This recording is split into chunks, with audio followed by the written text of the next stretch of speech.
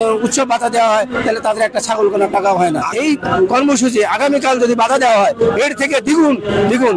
আমরা ভদ্র মানুষ, আমরা মানুষ তৈরির কারিগর, আমরা সেই ভদ্রভাবে যাব। প্রশাসন যেন দেখে আমাদের এই ভদ্রতা, তারা যেন আমাদের সেই সম্মানটা দেয়। আমরা তো যাচ্ছি আমাদের ন্যায্য অধিকারের জন্য, ন্যায্য অধিকার আদায়ের জন্য। আমরা বাড়ি ভাড়ার জন্য আসছি। আমাদের এই 20% বাড়ি ভাড়া, 1500 টাকা চিকিৎসা ভাতা, কর্মচারীদের 75% উৎসব ভাতা, এটা তো সামান্যতম। এটা তো কোনো, এটার জন্য এত কিছু করা লাগে না। কিন্তু ওরা যে কেন, কার জন্য ওনারা এটাকে করতেছেন, গায়ে নিচ্ছেন না, এটা আমাদের বুঝে আসে না। ওটা আমাদের দাবি, ওনারা আমাদের এটা দিতে চাইছে। গত 2 মাস আগে আমাদের প্রোগ্রামে ওনারা বলেছিলেন যে আমরা এটা দেবো, দিচ্ছি, আজ নয় কাল নয়। এই প্রেক্ষিতে আমাদের এই অবস্থান কর্মসূচি। এই কর্মসূচি আগামীকাল যদি বাধা দেওয়া হয় এর থেকে দ্বিগুণ দ্বিগুণ প্রয়োজনে সারা বাংলাদেশ থেকে সকল শিক্ষার্থী, শিক্ষক, অভিভাবক রাস্তায় নেমে আসবে এই আমাদের এই দাবির সংহতি প্রকাশ করার জন্য।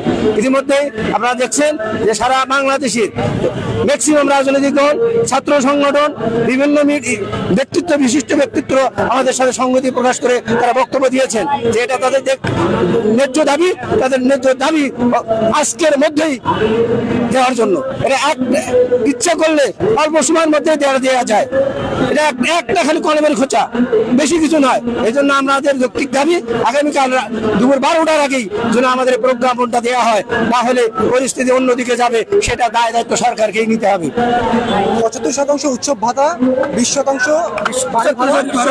কর্মচারীদের জন্য, কর্মচারীদের জন্য, আমাদের জন্য আমরা চাই, শিক্ষকদের জন্য চাই নাই। কর্মচারীরা তারা 8500 টাকার স্কুলে বেতন পান, 8800 টাকা স্কুলে বেতন পান। তাদের উৎসব ভাতা, তারা যদি 75% উৎসব ভাতাও হয়, তাও একটা তারা ছাগল কেনার টাকাও হবে না।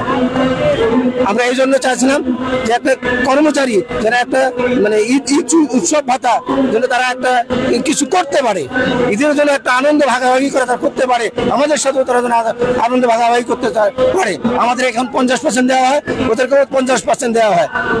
তাহলে একটা শিক্ষক, একটা কর্মচারীর মধ্যে তারা বেতন অল্প পায়, আর আমরা পাই 12,500 টাকা বেতন, ওরা পায় 8,200 টাকা বেতন। এই অনুপাতে যদি তাদেরকে উৎসব ভাতা দেওয়া হয় তাহলে তাদের একটা ছাগল কেনার টাকাও হয় না।